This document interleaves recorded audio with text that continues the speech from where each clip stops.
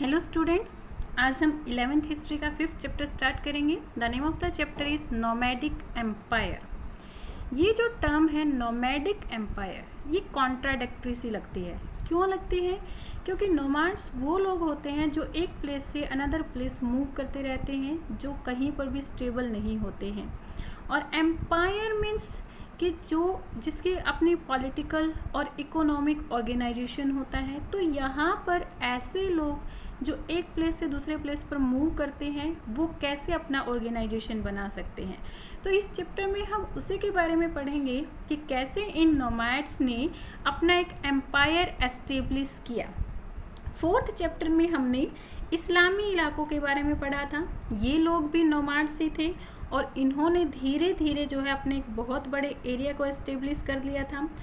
इस चैप्टर में हम मंगोल ट्राइब्स के बारे में पढ़ेंगे। जो मंगोल ट्राइब्स थे वो सेंट्रल एशिया के स्टेपीज, वहाँ के घास के मैदानों में रहते थे और इन घास के मैदानों में रहते हुए धीरे धीरे फिर उन्होंने अपने बहुत बड़े एम्पायर को एस्टेब्लिश कर लिया था। ये सब कैसे हुआ वो इस चैप्टर में हम रीड आउट करेंगे। मंगोलों ने चंगेज खान के नेतृत्व में कैसे अपनी पॉलिटिकल और इकोनॉमिक ऑर्गेनाइजेशंस बनाई और कैसे धीरे धीरे जो है अपनी सेना तैयार की और उस सेना के बल पर ही बहुत बड़े एरिया पर एम्पायर भी किया था, रूल किया था। अब सोर्सेज, किन सोर्सेज से हमें जो है मंगोलों के बारे में पता चलता है, मंगोलिया जो एम्पायर था उसके बारे में पता चलता है। वो सोर्सेज हैं क्रॉनिकल्स, ट्रेवलॉग और documents produced by city based literatures. ये जो मंगोल थे स्टेपीज में रहते थे, अपने बारे में खुद कुछ नहीं लिखते थे, ठीक है। तो इनके बारे में हमें कुछ क्रॉनिकल्स, ट्रेवलॉग्स और कुछ डॉक्यूमेंट्स के से पता चलता है जो वहाँ के सिटी बेस्ड लिटरेचर ने लिखे। क्रॉनिकल्स कौन कौन से हैं? बुद्धिज़्म, जैनिज़्म, मुस्लिम लोगों ने जो अपने क्रॉनिकल्स लिखे उनमें जो उन्होंने जो है इन मंगोलों के बारे में डिस्क्राइब किया है, इनके बारे में बताया है, इनके बहुत बड़े जो साम्राज्य था उसके बारे में बताया है। ट्रेवलॉग, बहुत सारे ट्रैवलर्स हमारी कंट्री में आते रहते थे, हमारी नहीं दूसरी कंट्रीज़ में भी वो लोग जाते रहते थे और फिर अपनी यात्राओं का यात्रा वृत्तांत लिखते थे। उन्हीं में से एक है मार्को पोलो का लिखा हुआ the secret history of the Mongol. ये एक ट्रेवलॉग है। मार्को पोलो एक इटालियन ट्रैवलर थे जिन्होंने मंगोलों की सीक्रेट हिस्ट्री के बारे में लिखा है और उससे हमें जो है काफ़ी कुछ मंगोलों की हिस्ट्री के बारे में पता चल जाता है।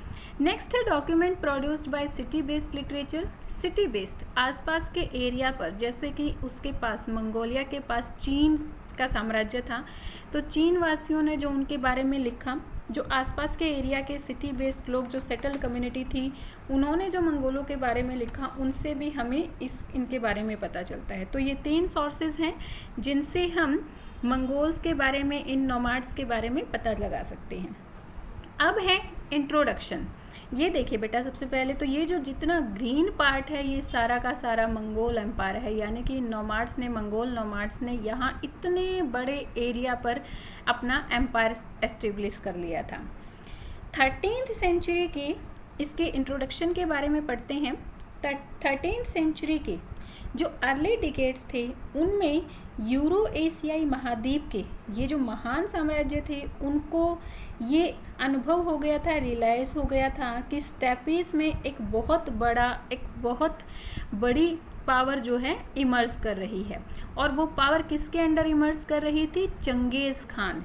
चंगेज़ खान ने मंगोलों को संगठित किया और फिर इतने बड़े एम्पायर को एस्टेब्लिश किया।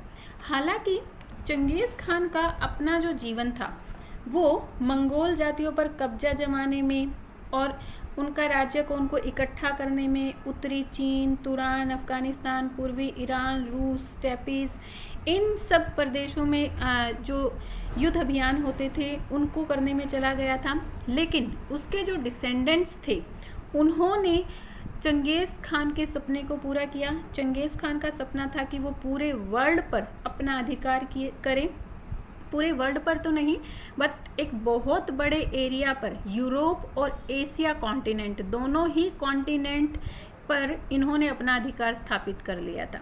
तो जो चंगेज़ खान के डिसेंडेंट थे, मेनली उनके 2 पोते मोनके और बाटू, इन्होंने अपने दादा के सपने को पूरा किया। इन्होंने एक बहुत बड़े एरिया को कॉन्कर्ड कर लिया था।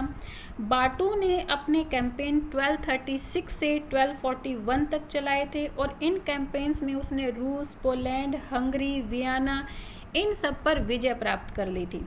और 13th सेंचुरी में ये लगने लगा था कि मंगोल जो है एक बहुत बड़ी पॉलिटिकल पावर बन गई है। ठीक है, तो धीरे धीरे उन्होंने अपनी पावर को बढ़ा लिया था। अब है सोशल एंड पॉलिटिकल बैकग्राउंड, मंगोलों का जो सोशल और political background. The Mongols were a diverse body of people linked by similarities of language of Tatar, Khitan, Manchu. ये जो तातार, खितान और मंचू थे ये कबीलों के ही नाम थे बेटा, ये अलग अलग कबीले थे, लेकिन ये सभी कबीले एक चीज़ से लिंक थे, वो थी उनकी लैंग्वेज। यहाँ पर सेंट्रल एशिया में जितने भी कबीले रहते थे, अलग अलग नाम से अलग अलग कबीले थे, जितने भी कबीले होते थे सभी जो है एक सिमिलर लैंग्वेज का यूज़ करते थे और इस लैंग्वेज की वजह से वो एक दूसरे से जुड़े हुए थे। इन मंगोलों में कुछ पशुपालक थे और कुछ जो है हंटर्स थे, शिकारी थे। ओके, आज जो हम मंगोलिया का जियोग्राफिकल एरिया देख रहे हैं, ये देखिए, ये आज करंट की पिक्चर है, मतलब आज जो मंगोलिया एम्पायर है, आज जो हम मंगोलिया एम्पायर देख रहे हैं वैसा ही उन दिनों पर हुआ करता था। इसके पश्चिम भाग में अल्ताइन पहाड़ियों की बर्फीली चोटियाँ थी, इसके साउथ में गोबी डेजर्ट था और फिर उत्तर पश्चिम में ओगोन और सेलेंगा जैसी नदियाँ थी, बर्फीली पहाड़ियों से निकलने वाले बहुत सारे झरने यहाँ पर थे। इट मीन्स ये जो पशुपालक यहाँ पर थे, जो पशुओं को रखते थे, इनके लिए, इनके पशुओं के लिए यहाँ पर हरी घास के मैदान प्रचुर मात्रा में होते थे। ओके, जो ये शिकारी थे, हंटर्स थे, वो पशुपालक कबीलों से, जो पशुपालक कबीले थे वो उत्तर के साइबेरिया वनों में रहते थे और हंटर्स उनके नॉर्थ साइड में रहते थे। ठीक है, जो पशुपालक कबीले थे वो थोड़े से अमीर हुआ करते थे और जो हंटर्स थे वो गरीब हुआ करते थे। जो हंटर्स थे वो अपनी लाइवलीहुड के लिए ये जिन एनिमल्स को वो लोग पकड़ते थे उन एनिमल्स की खाल को बेचकर, उनकी स्किन को बेचकर या उनके फर को बेचकर उनको जो पैसा मिलता था उसी के ऊपर उनकी लाइवलीहुड डिपेंड रहती थी। लेकिन अब साल में कई बार ये भी होता था कि यहाँ पर वर्षा की कमी हो जाती थी, बारिश नहीं आती थी, तो इनको अपने पशुओं के लिए जो ज़मीन थी वो बहुत मुश्किल मिलनी हो जाती थी, क्योंकि कई बार घास इनको अपने पशुओं के लिए नहीं मिल पाती थी। तो ये लोग क्या करते थे, दूसरे कबीलों के ऊपर आक्रमण कर देते थे अपनी डेली नीड्स को पूरा करने के लिए। तो ये एक दूसरे के ऊपर आक्रमण ऐसे ही करते रहते थे। ठीक है, देखिए बेटा, हालांकि यहाँ पर ग्रीनरी बहुत ज़्यादा थी, रिवर भी थी, अच्छी लैंड भी थी, वहाँ पर फर्टाइल लैंड भी थी, लेकिन फिर भी ये जो नोमाड्स थे ये कृषि नहीं करते थे, ये पशुपालक और शिकारी ही बने रहे। तो कृषि प्रोडक्शन के लिए, जो एग्रीकल्चर प्रोडक्शन होते हैं, उनके लिए उन्हें सेटल्ड कम्युनिटीज़ के ऊपर डिपेंड रहना पड़ता था।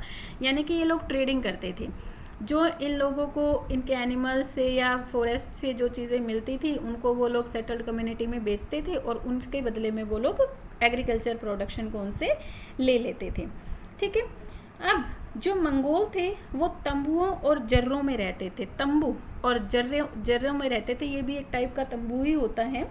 ओके, और अपने कैटल्स के साथ ये विंटर में और विंटर से ग्रीष्मकालीन की ओर चले जाते थे। यानी कि जिस प्लेस पर जहाँ विंटर होती थी उस प्लेस को छोड़कर ये लोग समर वाले पास्चर लैंड की तरफ चले जाते थे, क्योंकि विंटर्स में जो घास होती थी वो सूख जाती थी। ठीक है, अब इनकी भाषाओं ने इनको आपस में जोड़ रखा था। यहाँ पर कुछ धनी परिवार भी होते थे। धनी परिवार किनको समझा जाता था, जिनके पास पशुओं की संख्या और भूमि चारण यानी कि पशुओं को चराने के लिए भूमि जिनके पास ज़्यादा होती थी वो अमीर होते थे और इनका दबदबा भी ज़्यादा होता था। ठीक है, यानी कि लोग इन्हीं को पूछते थे। कई बार ये लोग पशुओं को प्राप्त करने के लिए दूसरे कबीले के पशुओं को प्राप्त करने के लूटपाट भी करते थे और अपने समूह की रक्षा करने के लिए ये लोग शक्तिशाली जो ट्राइब्स होते थे उनके साथ फ्रेंडशिप कर लेते ताकि आपस में मिलकर अपने कबीलों को ये लोग बचा सके। मंगोल और तुर्की कबीलों को मिलाकर चंगेज़ खान ने एक त्रिसंग बना लिया था, एक बहुत बड़ा कबीला बना लिया था। और ये कबीला जो है अटीला के कबीले से भी बड़ा था, जो अटीला भी एक नोमाड सरदार ही था। उसने 5th सेंचुरी में अपना एक बहुत बड़ा साम्राज्य स्थापित कर लिया था। लेकिन चंगेज़ खान ने मंगोल और तुर्किश को मिलाकर जो अपना साम्राज्य स्थापित किया, उससे उसी के बराबर वो था। ठीक है, हालांकि फिर भी जो अटीला का प्रीसंग था, इसके विपरीत जो चंगेज़ खान की राजनीतिक व्यवस्था थी वो बहुत ज़्यादा अच्छी थी। क्यों थी? क्योंकि जब तक अटीला रहा उसका राज्य उसी तभी तक चलता रहा जब तक अटीला रहा, लेकिन उसके जो डिसेंडेंट्स थे, उसके जो उत्तराधिकारी थे, उन्होंने उसके राज्य को कंटिन्यू नहीं किया। लेकिन चंगेज़ खान ने जिस एम्पायर को एस्टेब्लिश किया, उसके बाद उसके डिसेंडेंट्स ने भी उसकी मृत्यु के बाद उनको एस्टेब्लिश किया, मतलब और ज़्यादा उन्होंने बढ़ा लिया था। ओके, अब ये लोग स्टेपीज़ में रहते थे, खेती नहीं करते थे, तो इनके पास खेती वाले संसाधनों के, एग्रीकल्चर वाले जो प्रोडक्शन होते हैं उनकी कमी होती थी। उसके लिए ये लोग सेटल्ड जो कम्युनिटी होती हैं उनके ऊपर बेस्ड रहते थे। इसमें दोनों पक्षों को ही लाभ होता था, क्योंकि जो सेटल्ड कम्युनिटी हैं उन्हें घोड़े, फर और स्टेपी में पकड़े गए जो स्टेपी के शिकार में पकड़े गए जो एनिमल्स हैं उनकी ज़रूरत होती थी, वो उन्हें दे देते थे और उसके बदले में वो लोग एग्रीकल्चर प्रोडक्शन ले लेते थे।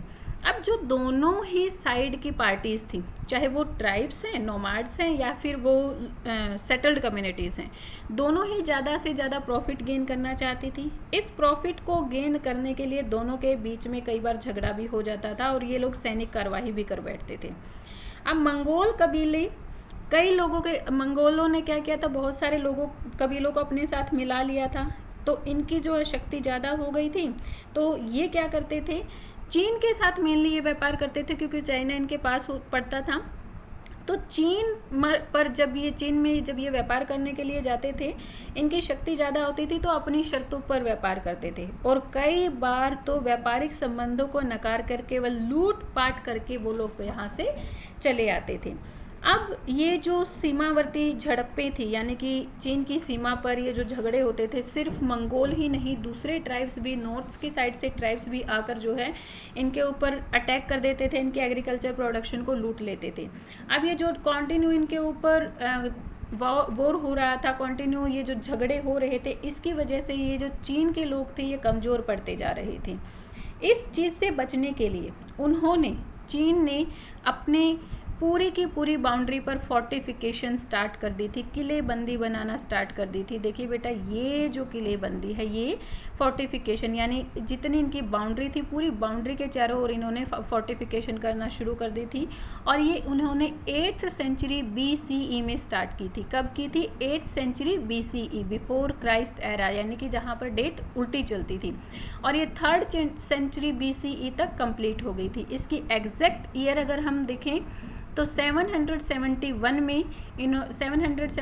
BCE में इन्होंने स्टार्ट किया था और 221 BCE में इन्होंने ये अपनी फोर्टिफिकेशन पूरी तरह से कंप्लीट कर ली थी।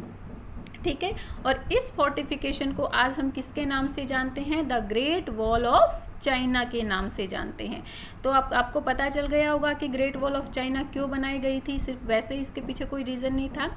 ये लोग अपने आप को, अपनी लैंड को, अपनी एग्रीकल्चर लैंड को इन लुटेरों से, ये जो नोमाड्स थे, इन लुटेरों से ये लोग बचाना चाहते थे, इसीलिए इन्होंने अपनी कंट्री के चारों तरफ ये फोर्टिफिकेशन कर दी थी। ओके बेटा, आज हम यहीं तक पढ़ेंगे। Next part will do in next video. Okay, bye bye, keep learning.